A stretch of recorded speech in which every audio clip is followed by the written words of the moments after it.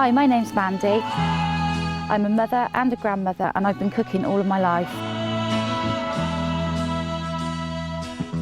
I believe if you put a bit of love and intent into everything you do, including cooking, it can produce some magical results. Hi, my name's Sue. Me and Mandy have been friends for years, and we've shared a passion for cooking and old traditions of the land. In the past, we might have been known as hedge-witches. But what we're going to show you is proper down-to-earth cooking with just a hint of magic.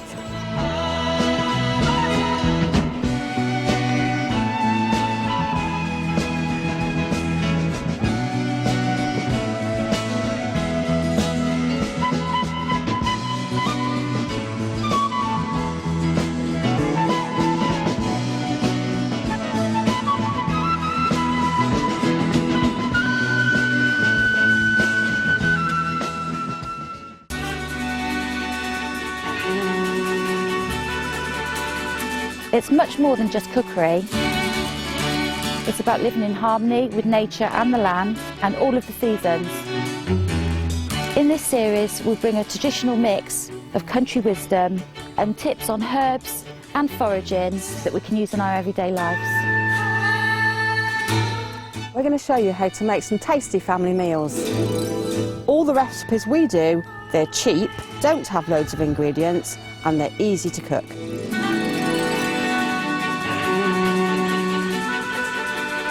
I think doing cooking as a ritual is something that we do every day in our lives. We all bring it into our home. We all have to eat. Many of us feed our families or friends or even just ourselves. And by what you put into those ingredients, by making it with love, it really does make a difference to how things taste and how they turn out. And if you put something in with intent, it then becomes magical. I think in springtime, the things that are coming are very fresh. All the spring green leaves, a lot of those can be used as well in tinctures and medicines. Nettles are absolutely prevalent everywhere. Cities, town centres, parks, hedgerows, in your own garden. You disturb a patch of earth, the first thing that will come up will be a nettle. Nettles are a really versatile plant, and they can go into anything that you would necessarily use spinach for. They're very good if you're anemic or even just to give you your iron a boost. Only use them in cooking until July, because after July they get tough then. And magically, nettles are cleansing. Something that we're going to be showing is how to do a bath blessing. You can wash your windows with nettles. Yeah, as with a dash of vinegar. That's right. So yeah, if they're free and cheap, why not get them? Nettle soup's one of the simplest soups to make, and you can use any vegetables, parsnips, potatoes. Always start with an onion. It's a great accompaniment to Sue's soda bread.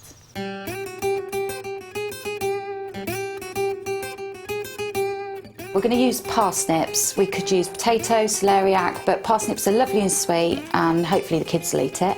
We've got a couple of handfuls of nettles, just be careful, don't sting yourself. An onion, a drop of lemon juice just to lift at the end, some butter, some cream, salt and pepper, and a few chives to slip over the top. So I'm going to start off by chopping the onion.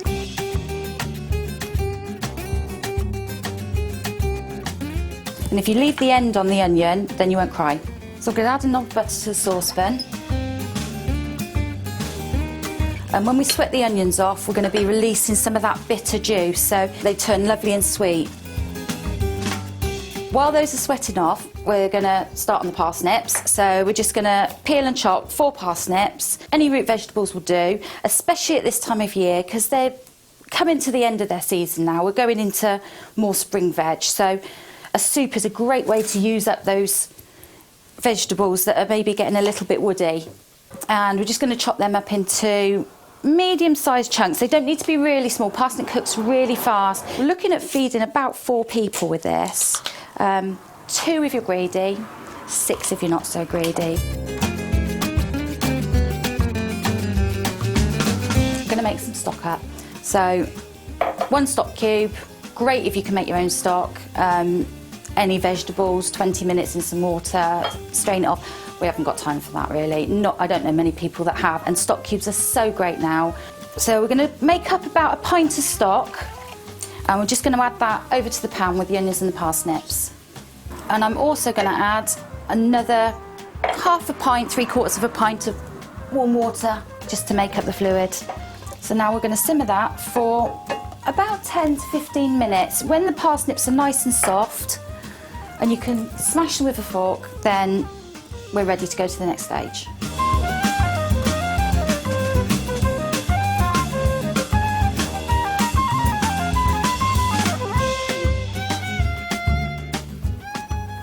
So parsnips are nice and soft now, so they're ready for blitzing with the nettles. So we're going to add a real zest of spring now. I'm going to really boost this up, otherwise it would be a winter soup with the winter vegetables. Good couple of handfuls of nettles, don't use your hands unless you've got gloves on. So we'll pop them in there, they've been nicely washed.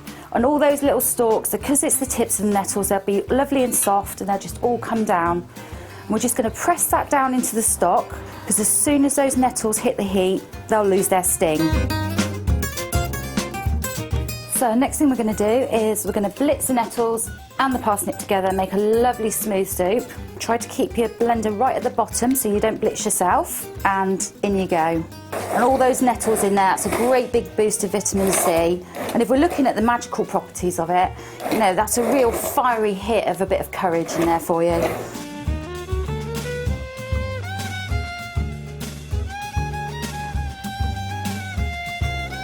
And then we'll season to taste. So seasoning is crucial in all cooking. It's what lifts ordinary food into restaurant food, so you really need to get your seasoning in. Don't be frightened of salt and pepper. So we want a good pinch of salt, really lift those flavours, and a good couple of twists of black pepper. Then we'll have a good squeeze of lemon, which really lifts the flavour of all soups actually. So especially things like mushroom, earthy soups, really need a good squeeze of lemon just to lift that flavour. Give it a bit of a stir and taste it. You have to taste your food. That's perfect.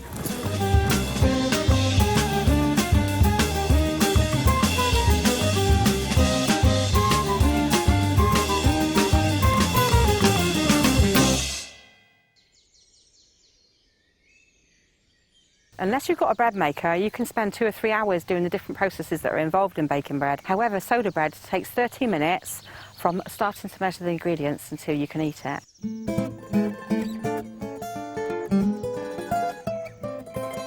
We've got flour, yoghurt, bicarb soda, salt and water. That's the main ingredients. So you'd have made sure that your oven's on 200 degrees if it's centigrade or gas mark 8, and also that you've got your tin's been greased.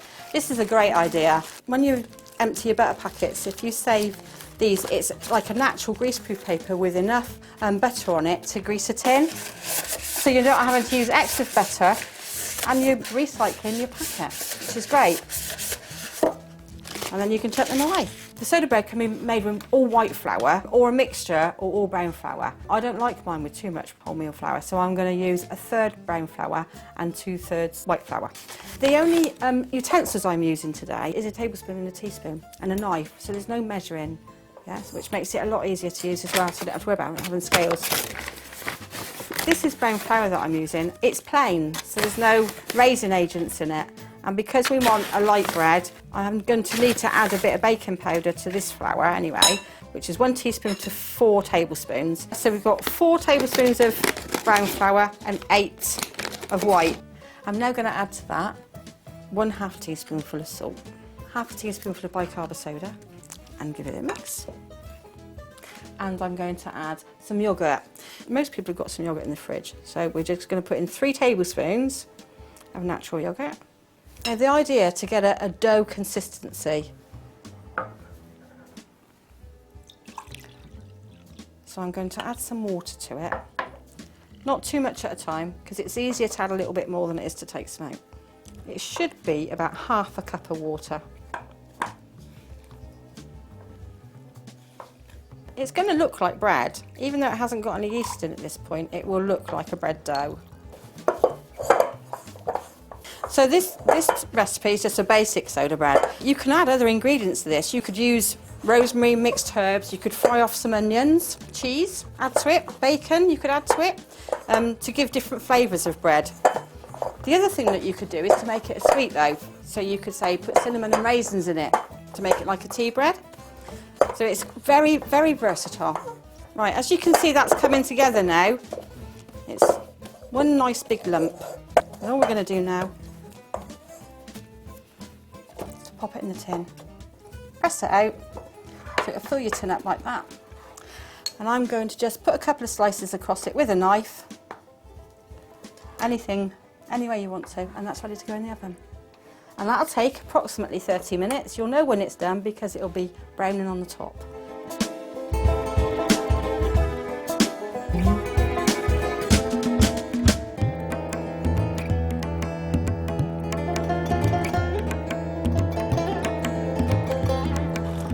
Firstly, you'll know that it's cooked by the colour, but also after tipping it out, you'll see that the base is also nice and brown, and it will sound hollow. I'm going to turn it over, even though it's still quite hot, just so you can see the texture inside. And that's your soda bread.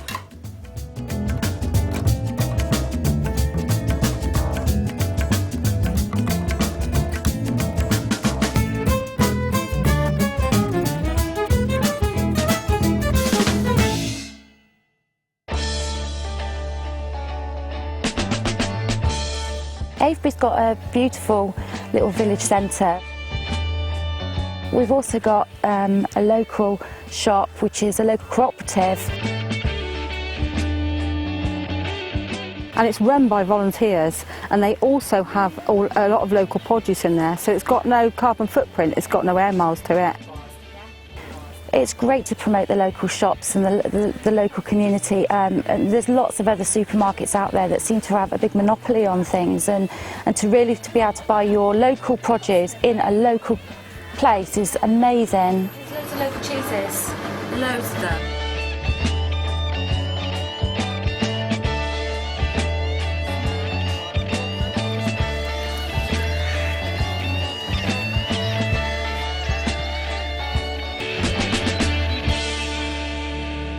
Rosemary is a hardy herb. It's not soft, it's not going to go in the frost, it's not going to die on you, it's not going to go back underground, so it's a fantastic one.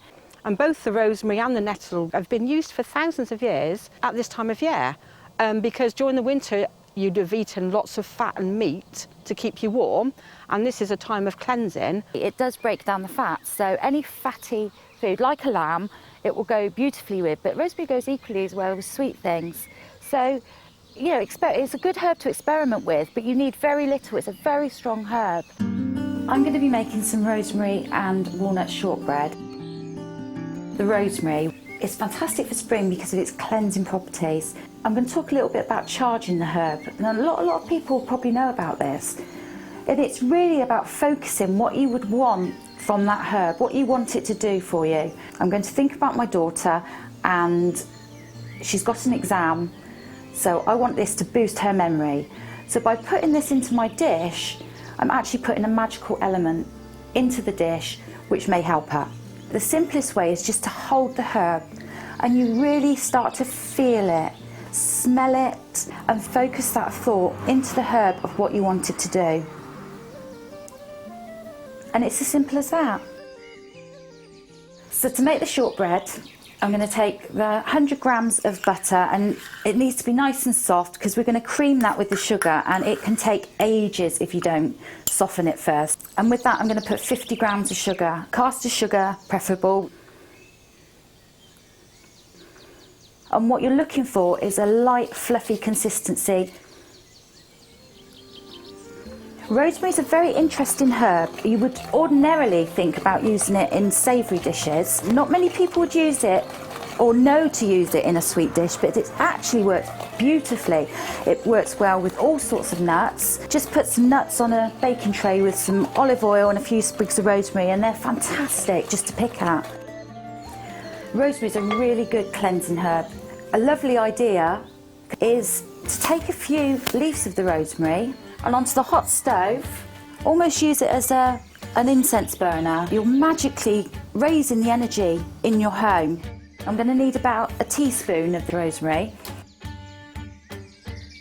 You don't want it to overwhelm because it's a very pungent herb. So just a teaspoon in there, and we'll give it a little mix.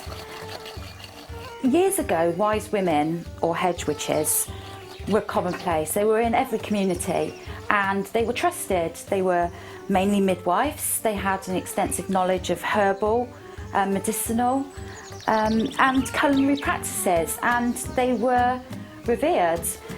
Over the generations that has been diluted, but I feel that the trend for that is coming back now, and it's time to be revived. Although people are frightened by the word witch, as in the hedge witch, it's just about knowledge.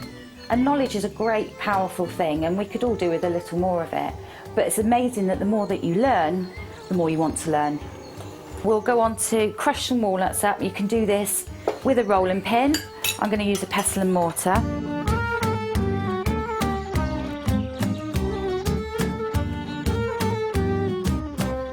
So I've just crushed the walnuts up, and I'm just going to pop these in to join the rosemary and the butter and the sugar. I'm just going to pop in some plain flour now, just 150 grams of plain flour, and just start bringing it together.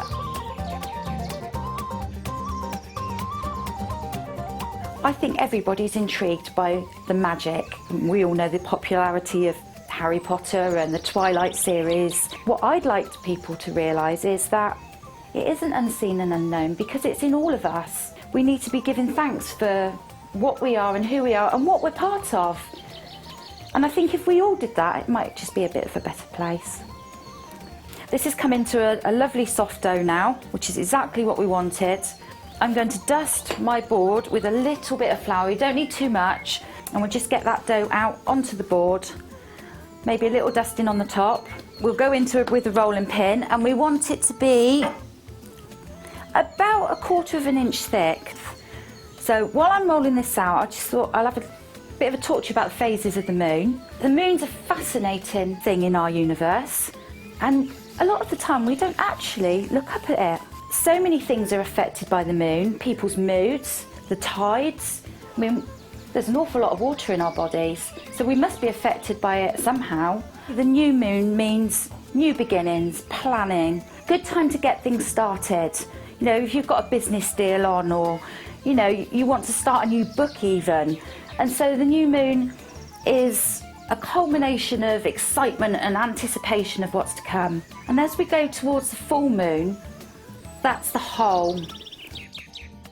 It's a great time to finalise plans. It's a fantastic time to take time out with friends. Great time on a full moon to have a dinner party.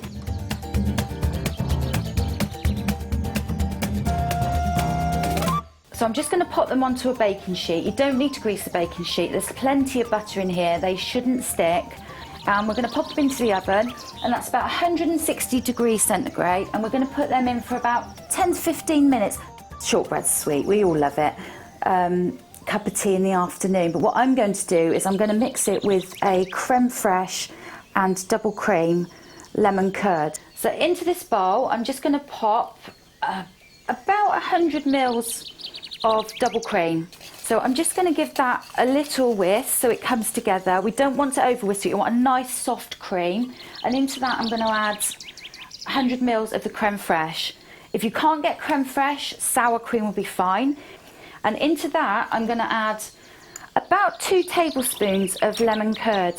Lemon curd's great. You can get it anywhere. You can get the budget range, which, to be quite honest with you, is just as good as the expensive stuff. So I'm going to add a couple of really good spoonfuls of lemon curd into that, because we really want to taste it coming through the cream. And all I'm going to do with that is I'm going to swirl it, almost a marbled effect to that, so you get real pieces of the lemon curd going through. And that's perfect, and that is your filling for your shortbread done. It's as simple as that. So I'm just going to see if these are ready. Yeah, they look perfect. I've just got a little bit of caster sugar. I'm just going to sprinkle the tops, which gives them a lovely sugary coating. We're going to start plating up. So I've got a lovely plate, and we just need to slide the biscuit off, and I'm going to turn one upside down onto the plate as the base for the dessert. We just want a little bit of lemon curd cream onto the very warm biscuit, so it just starts to get that melting edge to it. So I'm going to use the other one just to sandwich on there. And we'll just garnish with a little sprig of rosemary and a little piece of walnut. And there you go. That's the rosemary and walnut shortbread with a lemon curd cream.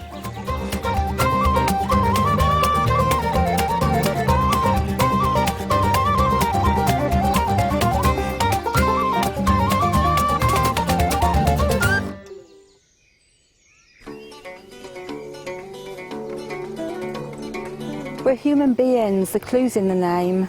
We've become a human doings, we're always doing things, we're always busy. So in this series we're going to show you how to become a human being again, to take time out for yourself, to pamper yourself, to relax and to be in touch with what's going on around you in the environment.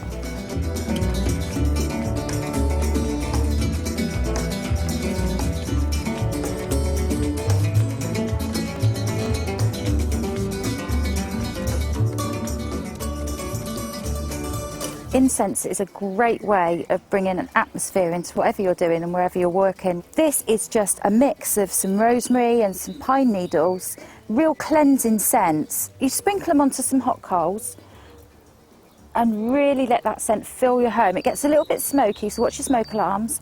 Well, I like to do this after I've had a good clean through the house, and then I'll light some incense, and it's like the air is being refreshed as well. Got a packet of nettle tea here. I don't know how much this has cost, but I expect it costs quite a bit of money. And an easier option is to find the nettles. Every garden's got some nettles in it somewhere. All we need to do is boil a kettle. Got one here. We'll pop our nettles in, and then we're going to leave that to brew. A couple of minutes for the aroma to mix in with the water and the essence of the nettle. You could put brown sugar in it, or you could put honey in it. You can have it hot, you can drain it and leave it to cool. Have it with some lemon and honey then as a cold drink. Especially nice with some ice on it on a hot day. Or you can turn it into a hair rinse. You can, yeah. This is just a bottle of nettle tea, which I've drained and left to cool down. It's good for closing up the follicles of the hair, so it gives your hair a shine. So the other thing that I've got here is for bath time. These are called bath blessings. It's just some material that I've cut at the size of a tea plate. These have been made as a spell. The green one is to heal and attract, and the pink one is to heal, increase confidence and self-esteem. So the pink one has got in nettle and chamomile, and the green one has lavender, peppermint and rosemary. The best thing to do is actually set the atmosphere, maybe some incense and candles, and drop that in the bath while it's running, and let your bath fill up with the essences of those herbs, and just enjoy the magic of it.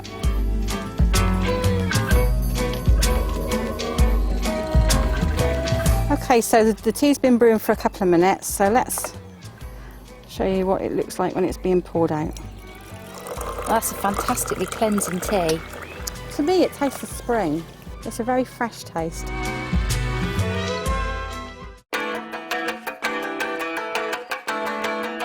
So I'm making nettle pesto. Really easy recipe to make. Nettles, walnuts, olive oil, salt, pepper, lemon juice and half a clove of garlic. Throw all these in together in a pestle and mortar. You pound all the ingredients to a nice smooth paste, very similar looking to normal pesto, but this is a vegan option without the cheese. Cook your pasta, and then when it's drained, stir in a spoonful or two.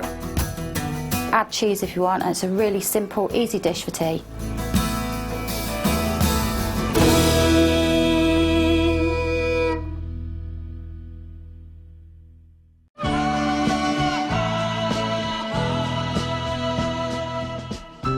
One of my favourite spring foods is fresh new seasoned lamb. And whenever I think of lamb, I think of rosemary.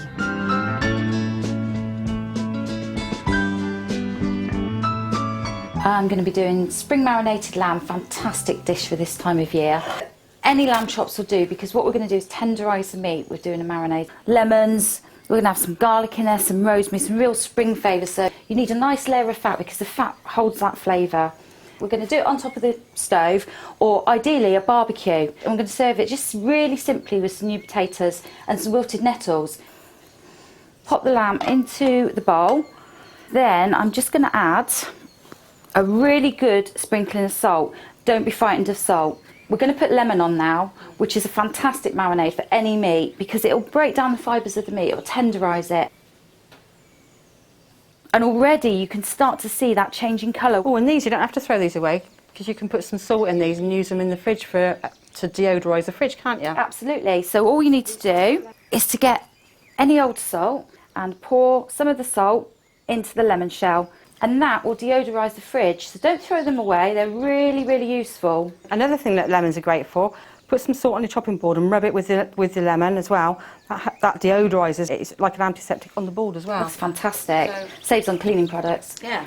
Okay, I'm going to crack on with the rest of the marinade now, which is a really simple, straightforward recipe. So I'm just going to quickly crush down that clove of garlic with a tiny bit of salt. That'll just act as an abrasive. I'm going to add about a tablespoon of tomato puree, which is going to give it a really lovely colour. It's going to make it like a blush pink almost. So I'm going to add a small pot of yoghurt to this now. It's surprising how versatile yoghurt is once you know what you can do with it. It's an amazing ingredient, and natural yoghurt should really be on everyone's shopping list, I think, because not only can you just eat it plain, you can add fruit to it, you can cook with it, and it stands up to heat really well. Look at that colour, that's a beautiful colour. It really reminds you of spring blossom. The last thing I'm going to add to this is some rosemary. So punchy in its flavour, but because it's hardy, it's there all year round. We'll just chop this up just to go into the marinade, and this is just going to start releasing its oils for however long you leave it. I was doing some exams, and so I sat with a sprig of rosemary while I was doing my revising to help me sort of take on board all this information I had to remember. It's a fantastic, fantastic herb for a memory boost. You know, to use magically to boost the concentration, to boost the memory. Final thing I'm going to add to this is some olive oil, and I'm going to add about approximately 4 tablespoons. I mean, you don't have to be precise on any of these measurements because it's a marinade. We're not going to use it to actually create a sauce. So it's about a tablespoon of tomato puree, a small pot of yoghurt, a clove of garlic with a little bit of salt, so a couple of teaspoons of rosemary, and about 4 tablespoons of olive oil. So I'm just going to pop these over the lamb. So hands are nice and clean. And you go in and just give it a really good rub, and you can see that lamb's already starting to cook. That's what amazed me. The first time you did this, that was what amazed me. That is going to go into the fridge. We're going to chill that down for 10 minutes just to marinate, just to get those flavours working with the meat, and then we're going to pop it on the grill.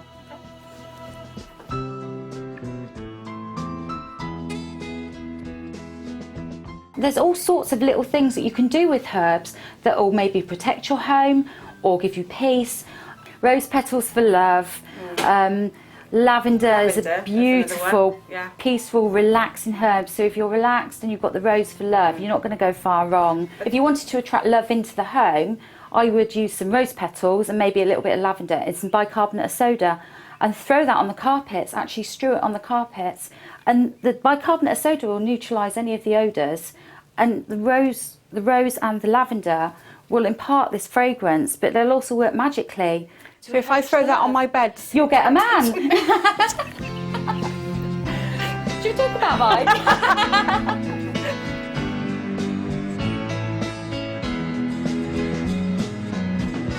So how long have they been in the fridge then? We've left them for about 10 minutes, maybe 15 because we've been gassing. But Nothing new there then? No, 10 minutes, 15 minutes, there'll be plenty, but you can leave them overnight. If you're pressed for time, that's absolutely fine. We're just going to pop these onto a really hot griddle. You can really hear that sizzle. It's got oil in there. You never oil a griddle, you only oil the food you're putting on it, because it will run into the rivets and it'll start smoking really badly. Maybe 2-3 minutes on each side because I want them a little bit pink in the middle. The secret to cooking meat is to not move it too soon. Right. You want to get a real seal on that. If I move that too soon, it'll start tearing away at the meat. It smells lovely. It smells gorgeous, a real spring barbecue smell, and ideally you would do this outside on a barbecue. So to do the nettles then, we're going to pop a saucepan on the heat and add just a knob of butter. As soon as they hit this heat, they're going to stop stinging, aren't they? Yeah. Yeah. So you do need tongs. Unless you're really brave. To put them in the pan. Nettle tops are more tasty, I think, than spinach. They certainly come down lovely and tender. So just a pinch of nutmeg to finish them off. So we've got a couple of pretty plates here. We might as well have lunch now it's ready. Take it outside, it'll be lovely. Are your nettles up? They just about are. Fantastic. The lamb should be lovely and pink. We've got a lovely colour on that now. almost like it's been char grilled on the barbecue. These pans are fantastic. And no other oil added.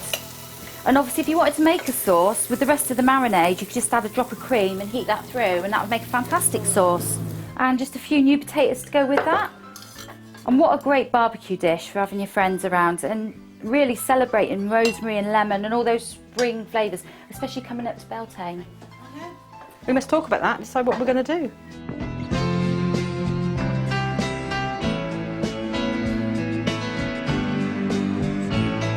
Wow, let's see what these taste like then. They look delicious. And it's fantastic to be eating outside after all those winter months. Oh, good grief. Yeah, roll on summer. This is the start, isn't it? Absolutely. So what should we do next week? How about elderflower? They'll be out, won't they, next week? I think we should do mint. I like the idea. Really versatile, coming into summer. Mint goes with so many different things and so medicinal. And the elderflower. Fantastic, that's what we'll do. Great idea.